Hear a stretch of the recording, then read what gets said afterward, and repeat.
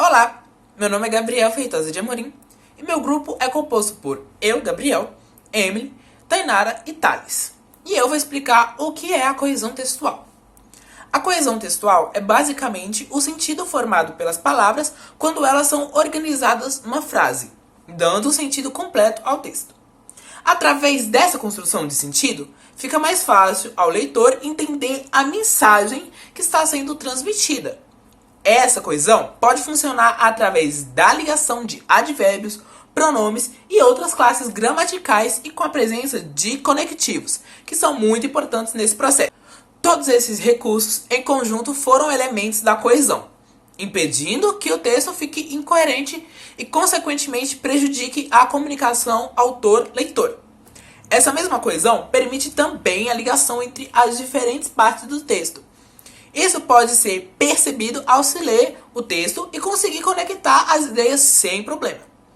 Assim, a coesão se torna essencial para a harmonia das ideias em qualquer texto, sendo apoiada na união de palavras-chave e os já mencionados conectores. Eu me chamo Tainara e eu vou falar sobre a importância da coesão.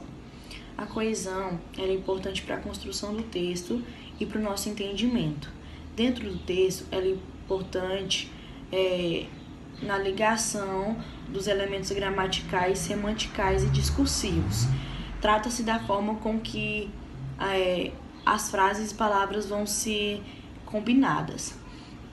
Sem a coesão, o texto vai ser só um amontoado de palavras sem sentido nenhum. Então, a coesão dentro de um texto, ela funciona da seguinte forma: ela vai dar sentido ao texto, vai dar sentido às frases, vai dar um bom entendimento do leitor e ela facilita muito na interpretação do texto, favorece o bom entendimento do leitor, permite que o texto utilize os recursos oferecidos pela língua portuguesa, melhora a escrita e torna o texto mais fácil de ler. Então, a coesão é muito importante no texto porque quando ele é usado, ele vai facilitar que o leitor possa entender o que está sendo lido ali e facilita também a escrita do texto. Então, é basicamente isso. Eu me chamo Emily Loane e vou estar falando sobre alguns tipos de coesão textual. Primeiramente, eu vou estar falando sobre a coesão sequencial, que chamamos de coesão sequencial o elemento que é responsável em uma narrativa por apontar a sua evolução e caracterizar a passagem de tempo. Os elementos usados para a coesão sequencial são, portanto, usados como uma forma de garantir que as partes do texto conversem entre si, apresentando relações claras entre as informações apresentadas. Quando tratamos desse tipo de coesão, levamos em consideração principalmente o uso dos conectivos. Os conectivos, além de estabelecerem relações de sentido às orações, são elementos coesivos entre períodos e parágrafos. Vejamos um exemplo. Quero encontrar João e pedir um favor, mas não sei se ele vai aceitar. Ainda que seja muito meu amigo, se ele aceitar, ganhará minha confiança para sempre. Bom, vejamos que o primeiro conectivo E apresentou uma ideia de adição à sequência apresentada. O conectivo mais insere uma ideia de adversidade ao texto. O se é uma conjunção integrante e sua continuidade insere um complemento para o verbo saber. O uso do ainda que apresenta sentido de concessão ao período. E o se, logo na sequência, introduz ideia de condição. Nesse pequeno trecho, podemos perceber a importância do uso dos conectivos para a coesão sequencial do trecho. A ausência desses marcadores discursivos pode prejudicar a coerência e dificultar a compreensão adequada da ideia pretendida. Bom, agora eu vou estar falando sobre a coesão por substituição. A coesão por substituição tem como objetivo evitar a repetição de termos e assim deixar seu texto menos maçante e mais dinâmico. Ela pode ocorrer principalmente através de anáforas, que consiste no emprego de termos ou expressões que retomam o que já foi dito anteriormente. Vejamos exemplo. Maria Júlia decidiu não se casar. Para ela, é possível ser feliz sem um matrimônio. Veja que uso o termo ela para se referir a Maria Júlia e para que não precise se repetir novamente. Vamos ver outro exemplo. Os manifestantes furaram o bloqueio policial. Eles reivindicaram melhores condições de trabalho. Nesse exemplo também, uso o termo eles para se referir aos manifestantes. Podemos perceber que se não usasse essas anáforas, o trecho iria ficar muito repetitivo e seria menos dinâmico. Sou o Thales Raff, eu vou estar dando continuidade ao trabalho dos meus colegas, mais precisamente eu vou estar concluindo os tipos de coesão textual, certo? Eu vou começar falando sobre a coesão referencial, que a coesão referencial ela é um dos tipos de coesão mais utilizados hoje na língua portuguesa e em redações, até mesmo textos judiciais, histórias, enfim, qualquer tipo de formação de orações, provavelmente a coesão referencial vai estar lá. O que consiste realmente a coesão textual? Ela consiste na menção de elementos que provavelmente já foram mencionados ou que ainda serão mencionados no texto, certo? Como essa coesão, esses elementos podem vir? Eles podem vir através de anáfora, que usados para referir a termos que já foram utilizados no texto, ou catáfora, que ela vai ser usada para referir elementos que serão utilizados ou citados em sequência no texto, certo?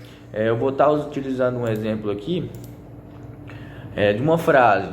A frase vai estar aqui: o medo envolve a maioria dos homens, pois eles ainda vivem sobre a máscara do machismo. Nessa frase, nessa oração,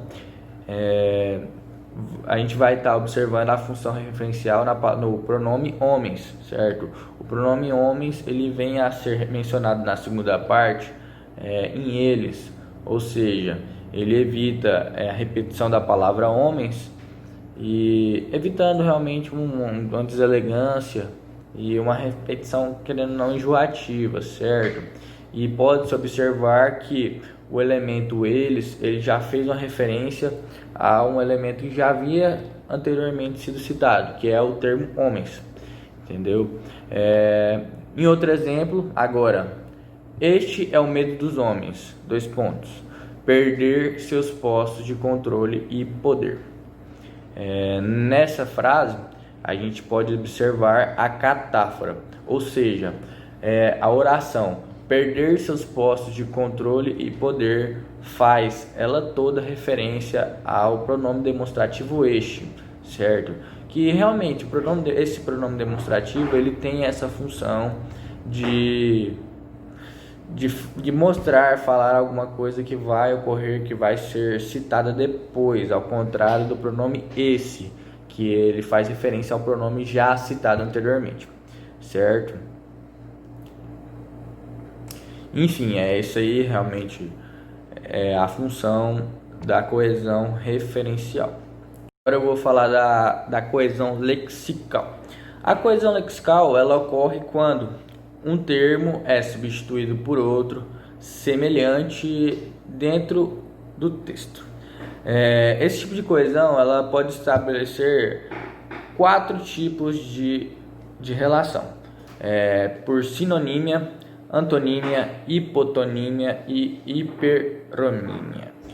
A coesão lexical, como o exemplo de sinonímia ou sinônimo, vamos observar nessa frase: o bar havia sido montado pelo homem ainda na década de 90 e desde então o botequim nunca fechou. Nesse caso, está sendo utilizado a utilização do termo bar e botequim, certo? Esse termo botequim ele faz realmente uma alusão a bar, certo? Ele tem o significado bem semelhante, mas nunca é igual. Por isso que eu acredito que seja sinônimo, porque não faz sentido se fossem realmente palavras iguais, não teria necessidade de ter realmente palavras diferentes, se é que me entendem. Então, é por isso que nesse caso está sendo feita a utilização da coesão lexical na substituição dessas palavras. No caso do hiperônimo, a gente pode observar nessa frase: o camisa 10 do time ia bater o pênalti. Naquele momento, o jogador suava frio. Nessa frase a gente pode observar o camisa 10, que faz referência realmente a um jogador, e logo depois jogador, que faz referência ao camisa 10. Só que aí por que essa frase é hiperônimo? O camisa 10 ele faz referência a uma pessoa específica, o camisa 10, que é o que? Geralmente o jogador, o melhor jogador, o centroavante, o cabeça do time, certo? E aí logo depois a referência ela vem com o pronome jogador, que é um pronome bem mais amplo, bem maior, ou seja, ela pode realmente falar sobre o time todo. E aí logo depois jogador, se a gente quisesse utilizar, poderia usar o time. Time é maior, é um hiperônimo de jogador, de camisa 10 também, entendeu? Então, nesse caso foi utilizado o hiperônimo para evitar essa repetição. Então, para finalizar, eu vou falar sobre a coesão por elipse. A coesão por elipse, ela é realmente a omissão, por meio de omissão de uma ou mais palavras ou até de uma frase inteira, sem que comprometa a ideia, a clareza da frase, certo? Então, vamos utilizar o exemplo da frase: Maria faz o almoço e ao mesmo tempo conversa ao telefone com a amiga. Nesse caso, foi feita a omissão do pronome pessoal Maria, né? Que realmente, se não fosse utilizado, se não fosse feita a omissão, seria: Maria faz o almoço e ao mesmo tempo Maria conversa ao telefone com a amiga. Ou seja, deixaria isso um pouco redundante, realmente. Mais um exemplo, né, dessa coesão lexical, a gente pode observar na frase: os atletas que correm à noite preferem esse horário aos demais. Nessa frase a gente pode observar realmente a omissão da palavra horários, que na verdade deveria ser a frase: os atletas que correm à noite preferem esse horário aos demais horários, entendeu? Então está sendo feita essa omissão sem nenhuma perca de sentidos e ganhando realmente bastante coesão. Outra coisa interessante é que nessa frase está sendo utilizado um elemento que é utilizado realmente na elipse, que é conhecido como zeugma, que é o quê? Que é a omissão de um termo que foi anteriormente